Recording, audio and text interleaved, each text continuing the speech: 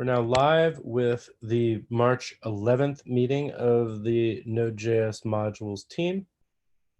We have 6 people on the call today and a reasonably full agenda, so we're going to get right to it.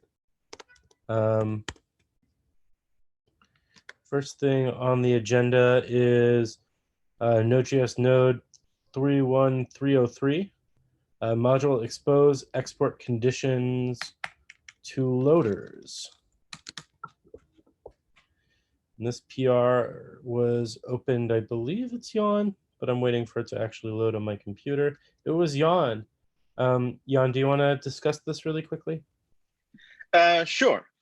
So for background, we added conditional exports to our built-in loader to the default resolution function, but we never exposed it to the custom resolution functions that users might provide using the -- loader. So this PR both makes this information available to custom resolution functions and also allows them to change what conditions are recognized by the default resolution function. So if they want to, for example, have support for the browser condition, they can inject that condition and Node will recognize it when it does the conditional exports evaluation.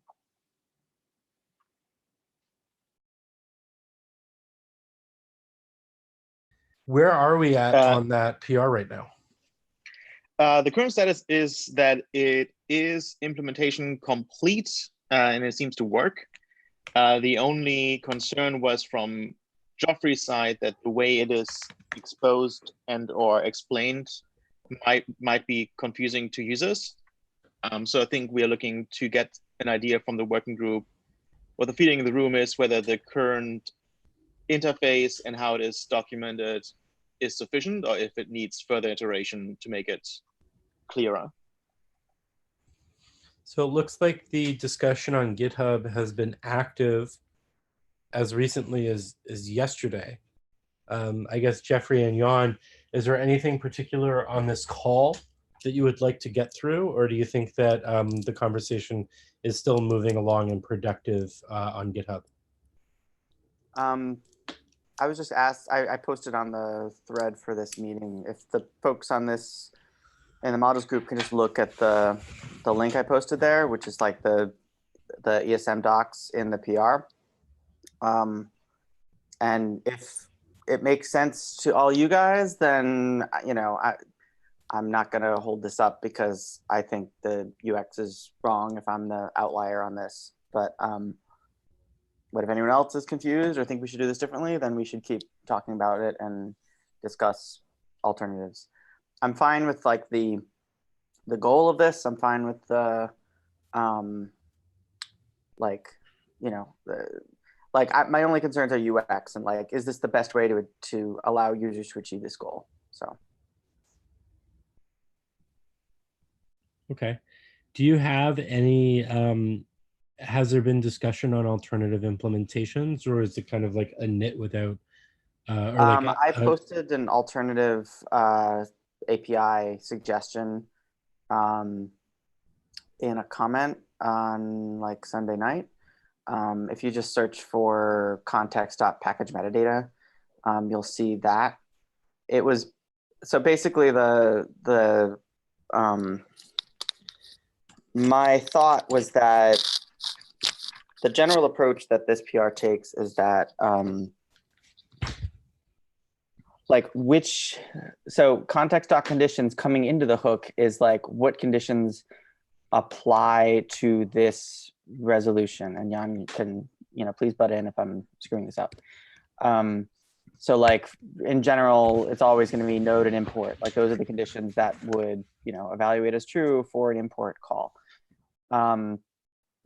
And if you wanted to then pass this along to default resolve, if you were to modify those, like add another condition, like custom condition, my thought was that like Node should just ignore that because it doesn't know what to do with custom condition. It's on you as the developer to write a hook to add the logic for what Node should do for this unknown condition.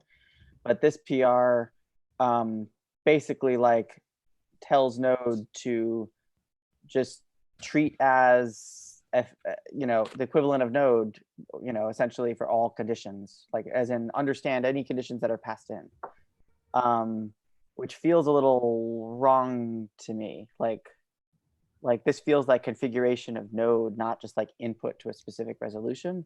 And that was my concern about this. The alternative that I suggested was to stay closer to the flow of how resolution is happening, and be like, well, at some point in the process, Node is looking up a package.json to find the exports field and then does something with the data and exports. So, we could just override that piece. And currently that's all inside resolve. So you could just override it with a long resolve function. If people want to split that part of resolve out into its own hook, we could. But that was my suggestion, because then you have total flexibility. You could like decide to resolve it to what's in the module field or the browser field, or you could do whatever you wanted based on the data that's loaded from package.json. And arguably you could do this today in, if you want to implement your own logic for figuring out where the package.json file is, then go for it. So that was kind of like what made more sense to me as a user. But again, I'm not the typical user because I wrote a lot of the hooks code. So, if what Jan is proposing here makes more sense to most people, then that's fine with me, and we can run with this. So I just wanted to get other people's opinions. Anyone have anything to add to that?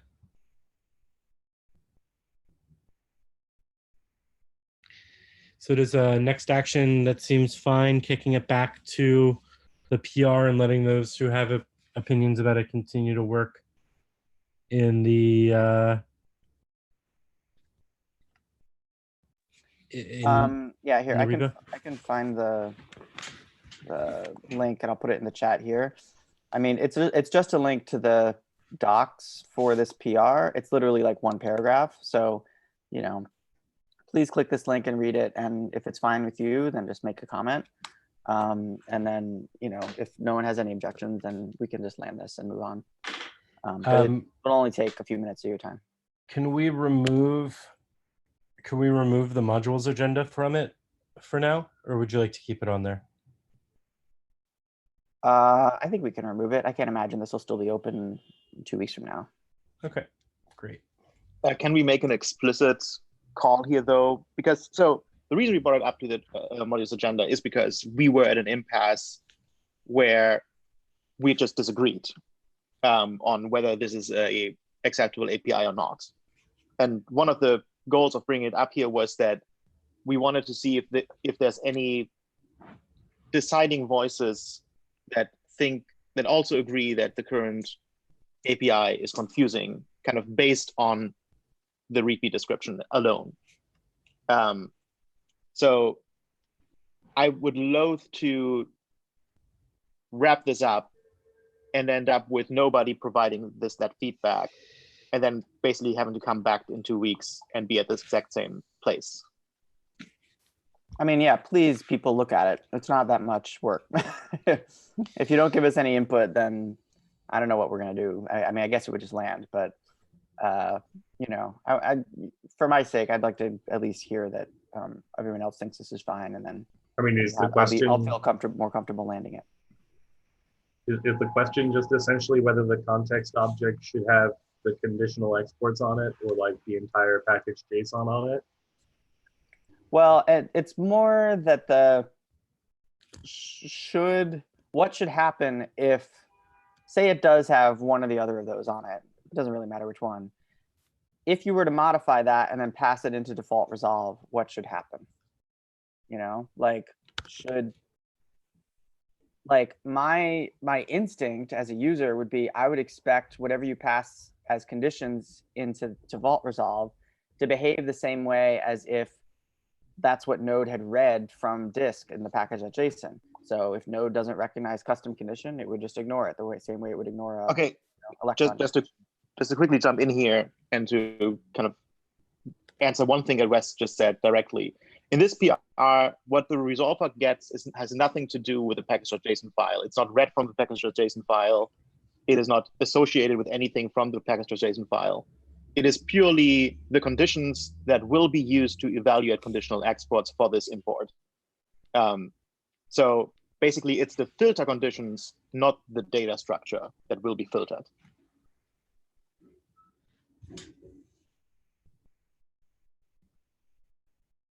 Is there no chance that like the loader would want, because like this is for a specific file path, right? Like I as the loader, It's for a specific specifier. specific the specifier, right? string that gets passed to import. For a specific so- specifier parent pair, it looks like. Yes. Well, sorry, but what I mean is that I as the loader will get triggered for a single arbitrary specifier and will be passed some conditions. And then my choice is to continue to pass those down or to alter them. But how do I, like, if I'm a loader that's just trying to be like, oh, I'm for the browser or something, like, I mean, I can see that that would be the simple case, but if I don't have, how would I get access to the like package information itself, not necessarily the contents of package.json, but like how do I determine what I want the conditions to be if they're not hard coded? So one canonical example would be, it's a loader that wants to enable the production condition based on process end node end. Mm-hmm. If you want to enable that condition for matching, you would add it to the array, and then the default resolution function would find the exports object, do all the path walking, and then use that condition when it is walking through the exports conditions and say, hey, instead of just matching the ones that ship by with Node by default, I'm also matching this new condition that you told me about. Wait, so as is, this adds a condition that is treated identically to the node condition when you add something to the list. Well, so the way that the conditional export spec is written, when it evaluates conditional exports, it just takes a set of strings that it says are active. So it treats every single condition the same. There's nothing special about the node condition or the import condition once it gets to that point.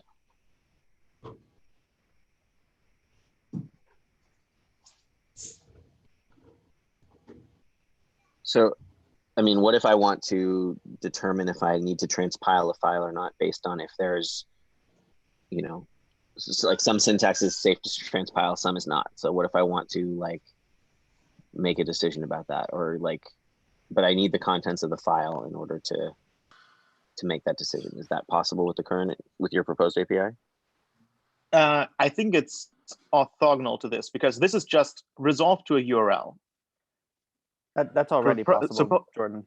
Like if you look at the like if you look in the ESM docs, there's a example called transpiler example that lays that out. Yeah, okay, sorry. So let me rephrase. What if I want to, like, if they have a node and like a CJS and an ESM file, and I want to make a decision about which one of those I want to send down? Not doing transpiling now, just making a selection. How do I look at those files to make that decision?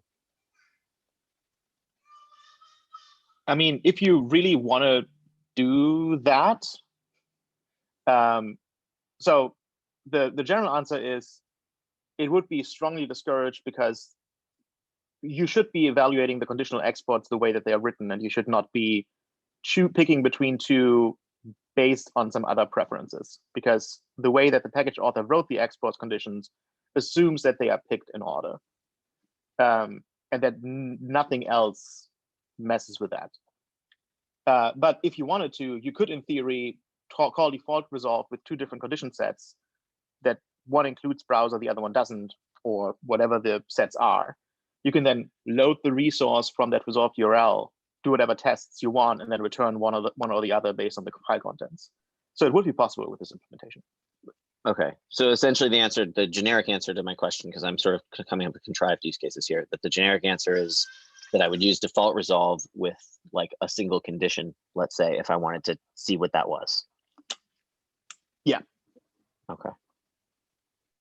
And then Geoffrey, with your suggestion, is that different at all?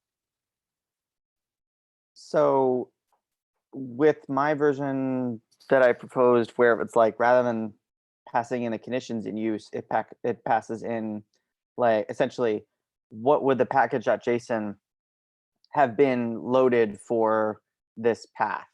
So it doesn't bother, at least yet, but I was only thinking about specifiers that start with a package name. So like, package/foo, right? So you essentially do like require.resolve package and then figure out that path, get the package.json at that path, parse it, and then that's sent in to the context as context.package metadata is what I was calling it. Then the resolve hook is not meant to, like the design, all the hooks are generally meant, the general pattern is like either do something different and return that, or like, else let Node do its thing by default. Like this idea of like modifying stuff and then passing it to Node, to the default version, is like not really it's not a pattern that any of the examples have followed. It's not a pattern that we like had in mind when we designed these. So that's another difficult thing for me. I want to object at that point because I don't think that's correct. All hooks support passing different arguments to the default if you want to. Like, for example, if your get source hook wants to get the source from a different file name by modifying it, it could. If your resolve hook wants to modify the specifier or the context URL, it can, and Node will totally honor those new values.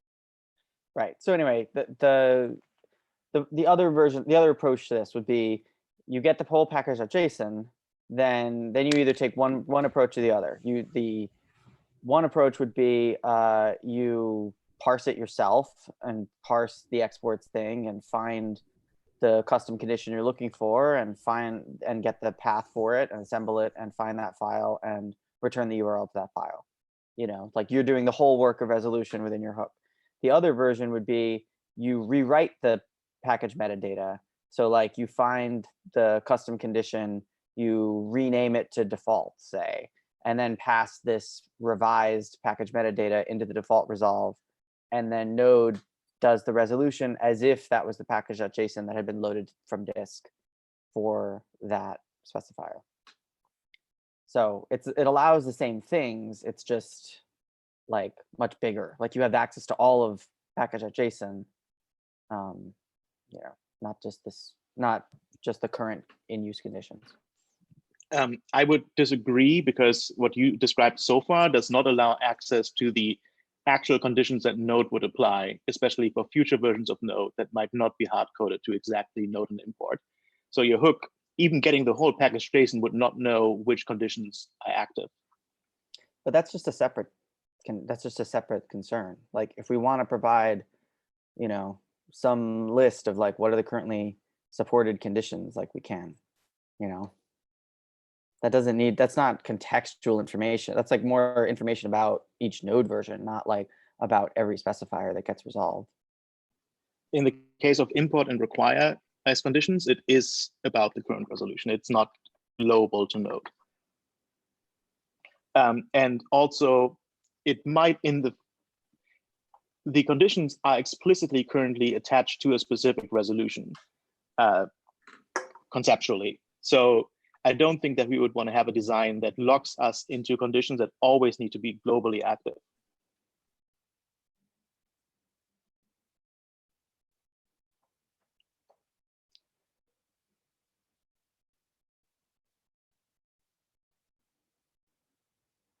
As far as I can tell, I think they only vary based on like the method of import. Like import matches Node and import and default. Require matches Node and require and default. But like that is true right now, but it doesn't have to be true for all eternity. Okay, but when that changes, we could deal with that then, or we could add both of these properties. We can have package metadata and conditions on context. There's no reason context has to be minimal. Well, the problem is that once you want to provide package metadata, you have to already have run the default resolver before you call the custom resolver that then gets a function to call the default resolver. the order of execution is just not. I mean, either you have to call the default resolver twice because you need to resolve the package twice, or it just doesn't work because you don't know where the package JSON is when you call the custom loader hook, because the custom loader hook is responsible for calling the default resolver, which will actually find the package JSON in the first place. Yes, I mean, that's the risk of this, is that like by trying to save the user a step, we might look up a package of JSON that they don't end up using if they wanted to find the package metadata through some other means other than like the node default means. But, you know, I think that's a low, I mean, that's just a performance hit. I suggested we could make the package metadata property a getter so that it never actually gets looked up unless the user uses it. Yeah, I feel like most of the time, if the specifier is like package/foo, you're going to want the package.json. I feel like a lot of the things you would do with such a specifier involve reading the package metadata. So it seemed like a pretty safe shortcut to give users. Right, but now you describe something that is completely orthogonal to this PR, because in this PR, it's about providing the conditions, which, as we established now, you need anyhow, even if you would get the whole package JSON. So it's just this different API that has a different use case. Well, I mean, I think the point is like it does the providing the entire package JSON and making all of the fields overridable. Does that subsume the use cases that this offers, by and large? Not really, because the resolver might also, like the custom resolver, the only, take a step back. It only subsumes the use cases if you assume that every single resolution will do the export conditionals using the default resolve hook that is built into Node. But for example, if you would write a hook that does resolution itself completely without calling default resolve, making the package JSON metadata mutable doesn't help you, because if you are rendering out import maps ahead of time and your loader hook just uses the conditions to find out which import map to use and then does all the resolution using the import map, never calling default resolve, getting the package JSON is just bad information because your packages might not actually be in Node modules at all.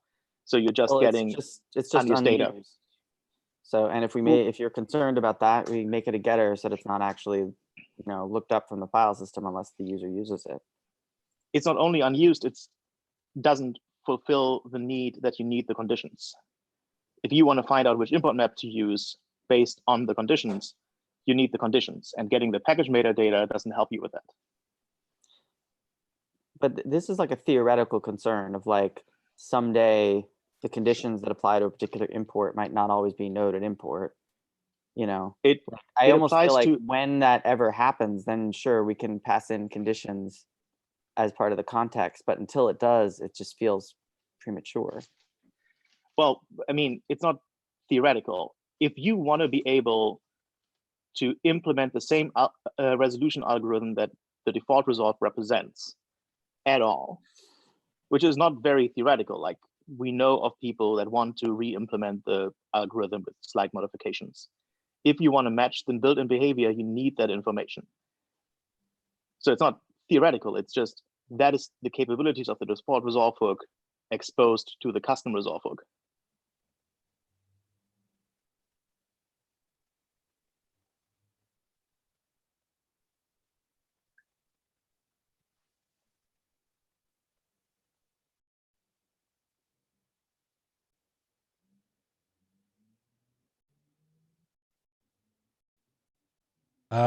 So is that everything for right now, or is there more to dig into?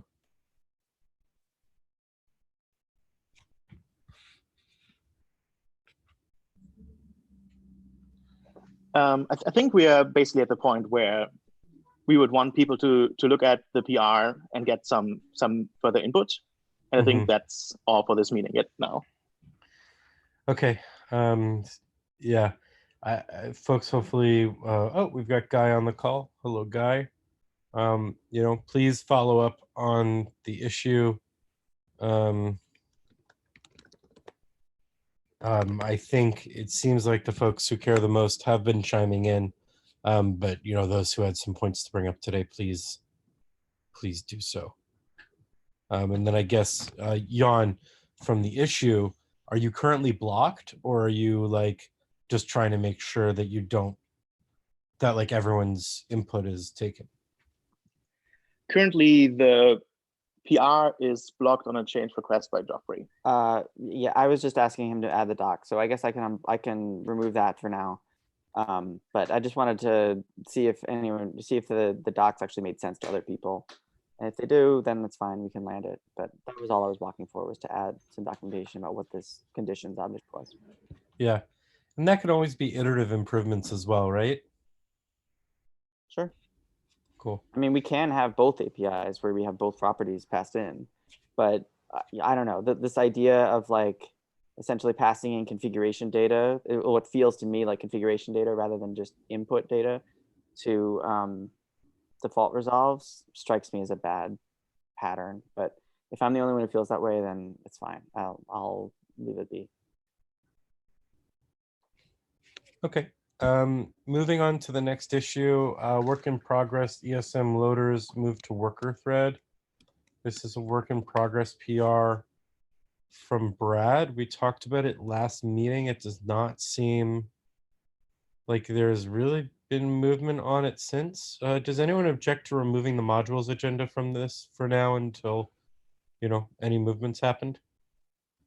Just for visibility, I added modules agenda very late to a partial PR that supports this, which is the global preload code.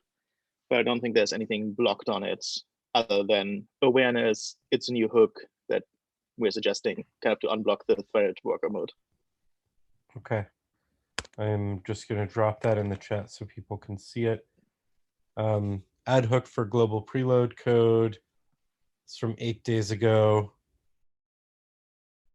Looks like Gus, who's unfortunately not on the call right now, had some opinions, and you two have been going back and forth. Brad jumped in there. I see Guy has commented also. Is there anything particular other than an FYI that's important to bring up about that one, Jan? No, just an SYI.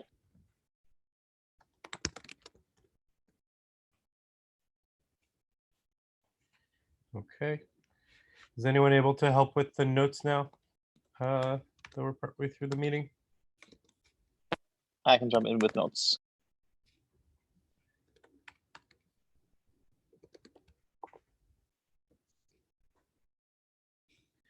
Okay.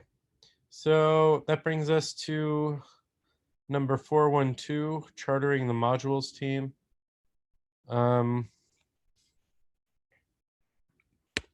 We talked about this last time and talked about kind of the steps that we needed to do. Does anyone have anything else more to add right now? I think where we left it last time was like no one was so enthusiastic about it as to like start doing the work of writing the scope of the team. So without kind of doing that work, we wouldn't really move forward with chartering. I mean, I would be up for doing that. I just haven't had time lately. I'm just a little busy at the moment. Mm-hmm. I'm in the same bucket. Yeah, me as well. I'm absolutely buried. So could we just maybe keep kicking it down the road for a little while, and maybe one of us will find time? Yeah, maybe the best thing to do here is something we did in the standards group over in OpenJS is just next meeting, maybe we just make a portion of the meeting and we pair on putting that together. Sounds good. Okay, next one we have here is patch instrumental module. That's number 339. It was opened by Flarna. There's been a bunch of discussion in it, but nothing recently, although the agenda label is on it. Anyone have anything to add about this one in particular?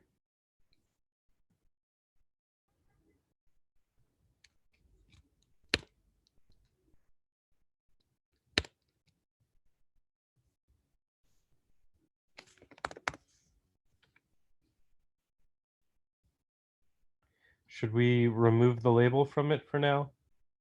Or should we leave the label on it?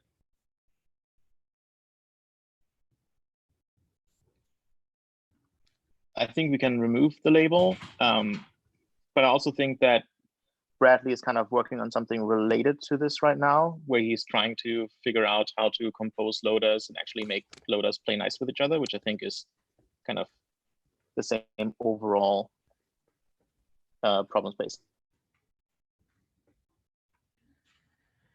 Okay.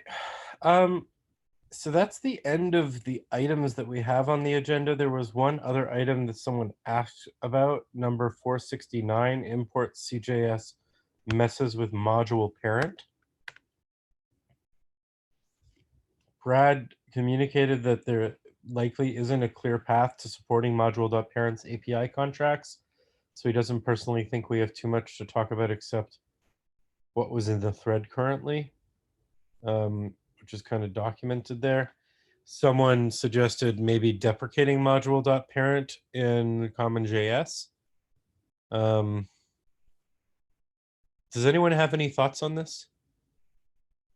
Is there not the possibility of introducing a breaking change to module.parent that just makes it so the parent object can be an ES module, like module object?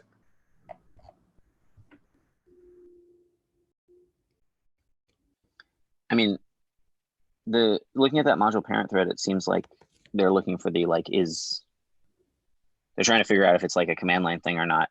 The module.parent specifically, to me, I feel like that's just a huge misfeature because of the module cache. It should be largely meaningless what the parent, who required the module or who imported it. Oh, who first imported it? Yeah, fair. Yeah, like that shouldn't be useful. And the only module I've seen that actually uses it deletes itself out of the require cache after it extracts the value, so that it gets required every time, which is just gross. So I'm supportive of some sort of import.meta way to determine if you're the entry point or not, maybe, but the ability to find out who first imported you, I would be very happy to see that deprecated for CommonJS, even if we know we can never remove it. There was discussions with the WebAssembly group about knowing whether or not you're the entry point, and there were a couple different discussions around how that could look, including, I think, Jan's suggestion of a particular named export always being being executed automatically on the main. There's a need for something like this for WebAssembly modules. So they are kind of interconnected here, but it sounds like to me, Brad's comment here to Adu 95 is pretty much in line with how folks are feeling. Would you say that that's reasonable?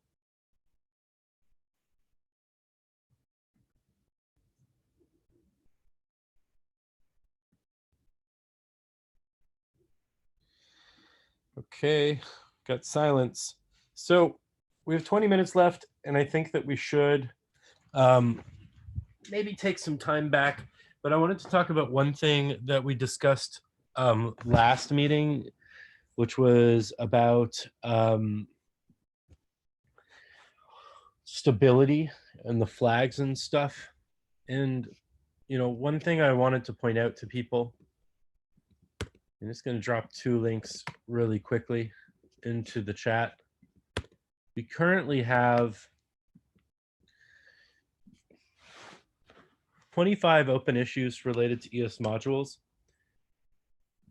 and 18 open pull requests. Not all these pull requests are necessarily ready to land yet, but I do think that this is a signal, at least to me, especially if you look at some of these issues and the issues people are running into, that I don't feel like modules are entirely ready to remove the warning yet. People, please feel free to disagree with me and bring it up. I know we talked about discussing. Didn't we already remove the warning? Not for modules itself. Oh, just for what? Conditional exports? Yes. Okay. Well, how many of these PRs or issues are not dealing with loaders? So if we look at the issues here, No stack trace with missing async keyword in dynamic imports has nothing to do with it. Missing error that module does not provide an export has nothing to do with it. Package exports false, not working. Doesn't have to do with loaders. Cannot find module when main is not index with experimental resolution node is not. Package exports require / in front of path or resolver. Module preloading suggestions, ES modules loading with absolute path fails on Windows. Self-referential modules not supported by REPL. ESM doesn't By the way, resolve. those that you've just listed are bugs. Pardon? Yeah, I think most of these are not to do with loaders, and many of them are. None of the issues that you just read out are bugs. Not a Right, single. like if they're all either loaders or just design confusions that we need to document better, and not things that we're likely to change. There was one of them that was a bug with the potentially with the experimental node module resolution, but that's behind an experimental flag. So I also would not count that. So like the things that I would say would be a useful thing to consider for a signal as to whether modules are ready or not are how many bugs are there or like missing features that we intended to be in the MVP. And loaders are something that we've, I think, said that we want to get done as soon as possible, but it's fine if they're not in the MVP, which is why I set them aside. But if that's wrong, correct me. Right. And then as Guy has pointed out, a lot of them are not actually bugs, they're just misunderstandings. I don't necessarily agree with that. Well, I'm not sure that many are misunderstandings. I think a lot of them are just like feature requests. I'm pretty sure ES module loading doesn't work with absolute path on Windows. It's one of those like, you can argue that it's expected, but it's definitely not expected for anybody who's used to Windows paths.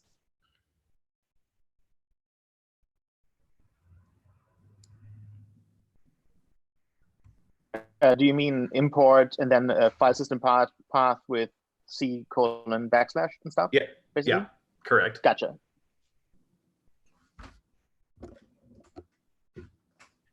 Like at TypeScript, we have a bunch of complicated heuristics to pick Windows paths out and determine them as different from non-rooted package-like paths. Yeah, I would add that it also doesn't work with arbitrary absolute paths on Linux because the path has to be a valid URL path, which doesn't match exactly how you would enter a file system path and require. So I understand the assessment or the characterization that Guy is coming from and saying these aren't necessarily bugs. Some of them may be ways in which we can improve errors. A handful of them are like ways in which, like when we import even common JS, it still goes through kind of the ES loader before we have a chance to hook it. All I'm trying to point at is like there are usability issues here that make it confusing and make it confusing for people to use. And I am personally not confident that we could remove the label in a period of like a month. I'm not saying we can't remove it eventually. It couldn't be in 6 months. I'm just saying I don't feel like we're in a position where the label could be removed prior to 14.x being cut, for example. And if people disagree with me, I think it would be a good time to bring that up. Well, I guess the question is, why does it matter? Like, can't we go into 14.0.0 with experimental and drop it whenever we're ready? Yep. We can even remove the warning after 14 has gone into LTS. There's no, like, I think when we talked about this 2 weeks ago, the time frame that we discussed maybe basing this on was when 10's end of life. As long as we're able to keep 12 up to date, then like 10 end of life is next April. So we've got about a year and change. So I think I would like us to see it, have the thing completely stabilized. So not just no warning, but also marked as stable in the docs, at least for 14 by that point. But, you know, I think we can work backwards from that time, which was something we were talking about writing an issue for. But I know that, you know, Guy has a pull request that's open right now. I don't believe it's landed to remove experimental modules warning. And I don't think we're quite ready for that yet, personally.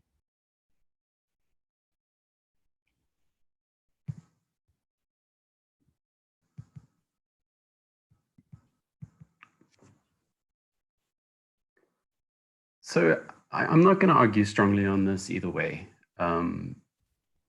Personally, it doesn't really affect me. I have a lot of Node apps that run, and I get the warning, but it is what it is. I think it's the wrong decision for Node.js as a project, 100%, because it's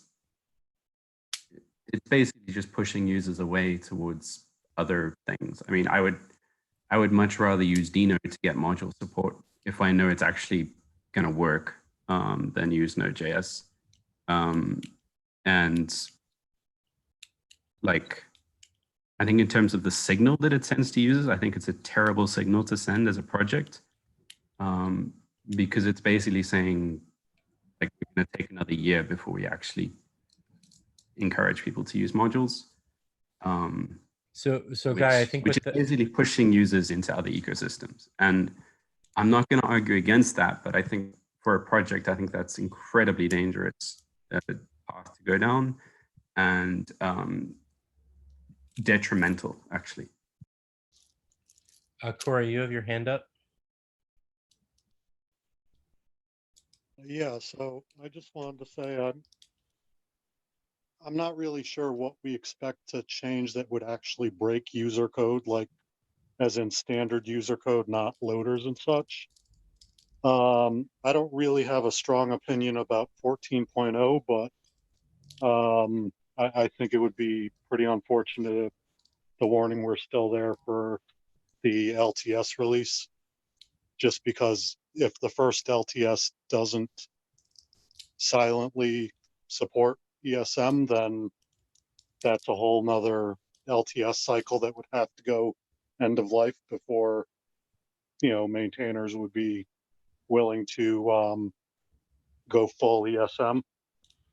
Anyways, that's just my thought. Okay.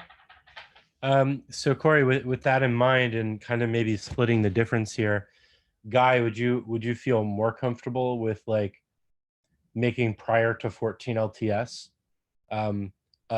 last like a final deadline for doing this? Not that we couldn't do it sooner.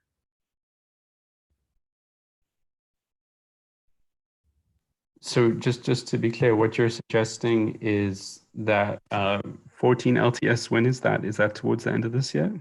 That's October. So 14 comes October. out in April. So at some point between April and October, we would remove the warning. And would that removal be backported to 12? I mean, Wes, you were going to say? I mean, deadlines are great and all, but isn't it just a matter of assuaging the concerns that you have about the stability as they exist right now? And just whenever those concerns are addressed, then it's stabilized? Like, deadline or no? I think to an extent, I mean, for what it's worth, if everyone in here thinks that we should remove the warning and I'm the lone objector, I won't block. We can remove the warning. I just think it's premature. I think there's a signal that we should give people that things are still rough around the edges. I think removing that warning is a strong signal. I think that Corey has made an extremely strong argument, though, that if the warning is still there at the beginning of 14 LTS, that maintainers may be uncomfortable with supporting it, even if that warning is removed later. We can still keep it as experimental in the documentation. Like, removing the warning is kind of a step towards stability, but doesn't mean that it has to necessarily be stable. So I think that that's definitely something that we can work towards. I would love to see us lower this issue queue, even the ones that are more a need for documentation or a need for improving warnings. Those are, like, to me, just as important as bugs when we're talking about saying that something's production ready. And I think, to me, that's actually the biggest signal that I care about, is like, I think removing the warning is a signal to people, independent of whether it says experimental in the docs, that we're saying it's okay to go ahead and run this in production. And if you look at a lot of those issues that people are bringing up right now that are either documentation or warning related, people are losing a lot of time trying to understand the bugs that they're running into in their own code when they're not using the implementation correctly. And that's wasting those developers' time, I think, is just as much like kind of a existential risk to them wanting to use Node as a warning is. Geoffrey? Yeah, I was just gonna say, like, I feel like I almost want to like triage these issues and be like, well, how many of these actually are bugs, and also how serious are they? Like, is for each one, whether it's a documentation failing or a missing feature, even for a feature request, is it important enough that like, oh, well, because Node doesn't have this, or because Node has this bug, I shouldn't be using ESM in production? That's kind of like a yes or no question that we should ask of each open issue and pull request. And like, if the answer is no for all of them, that like, no, it's not a concern, then yeah, then we probably should remove the warning. Like, yes, this will continue to improve over time, but you know, if we think it could be used in production as is, even though it will improve later, then I think that's when we remove the warning. Is that? I think that there's a slight difference between the runtime being stable enough to use in production, and I think the dropping of like exports false and it's still being in the documentation right now is a great example of like it not quite being there yet, as an example. Had a documentation PR open for many days.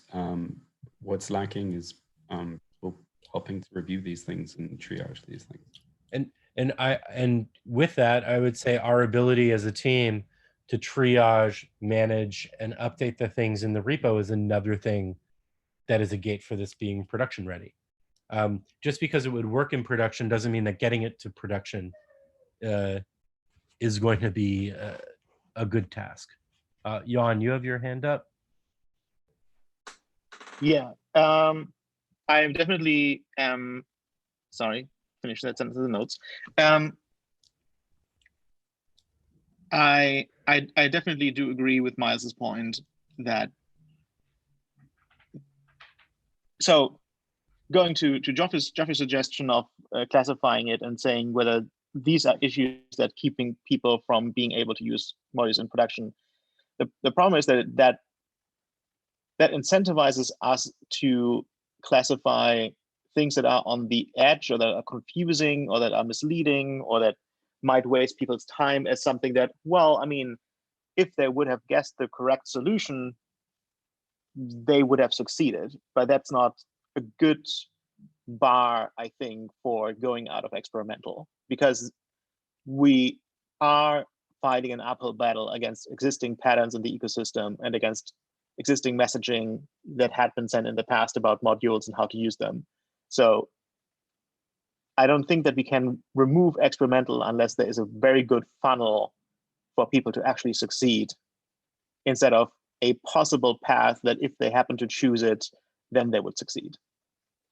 I think that's an excellent point, and I completely agree with that. So thank you, Jan, for stating it so clearly. Certainly I agree, it's a big signal, and as a big signal, it should be incredibly coordinated, and there should be a real effort to make sure that it's carefully communicated. And if we as a group do not have that level of coordination and communication together, then yeah, it should just delay as long as it takes for us to reach such a point. Like the docs PRs that are going through are huge steps towards this stuff. Seeing Anna's refactoring today was great to see, because it's showing that we can kind of make the resolver code more accessible to improvements from JS contributors. And so yes, there are a lot of steps that are happening in directions that will be able to get us to a point of stability. But I think it's important to realize that there's no technical blocker here. From a bug and feature perspective, I think we have stability. of course, there's always bugs in software. But in terms of stability, it's an incredibly stable piece of software at this point. And as far as software goes, I mean, it's been worked on for many years, and it's been tackled from every angle. But in terms of getting together the communication and the documentation and the working out where the catches are and making sure that everything is carefully handled, yes, that's something that we have to take responsibility for, and that does delay our shipping, as it were. And I'm completely behind that. I just think it's regrettable the longer that delay is. Corey's got something to add, then I've got one more thing, and then we got to wrap up. Corey? So I just wanted to, about my prior comment. My comment about 14 LTS is definitely for the runtime warning. I can definitely see your point and would have no issue if the documentation still said, this system's experimental. It's really the runtime warning that's my bigger concern as far as the next LTS. Thank you, Corey. I think the last bit, and then just a thought here, and then maybe we can follow up on this more next time. I think about this from like a product perspective. When we ship products at Google, we have a number of different sign-offs, and some of those sign-offs include DevRel and documentation. And for things to get to beta and for things to get general availability, they can require sign-off that the documentation and the developer experience is at a high bar and as high of a bar as the engineering. And so, Guy, I absolutely agree with you that this is extremely well engineered and reliable from an engineering capacity. I think that there is still just a little bit of work, not a ton of work, to be done from the developer experience standpoint and the documentation standpoint. I think we're really close. What may be helpful here and less frustrating, and I will try to find time to get something down, and I will concede that if I cannot find time to do this, we should maybe just move forward. But I will try to find a way of having a better bar of making it clear what at least my expectations would be for me to sign off on it. So it's not just arbitrary or kind of feel like a moving goalpost, because that's not really fair to you or anyone.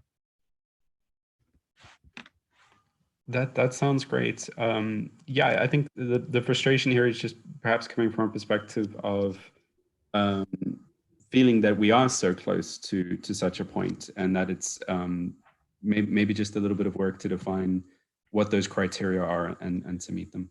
Yeah, and I absolutely agree with you. We are so close, and that's what probably makes it extra frustrating. And I will take time to better define those criteria or concede my objections. Great. Okay. Thank you, everyone, for taking the time today. See you all in 2 weeks. If you have time, those two lists that I put in, issues and pull requests, could use some love. So if you have some time to chime in, it's appreciated. Have a great day, everyone.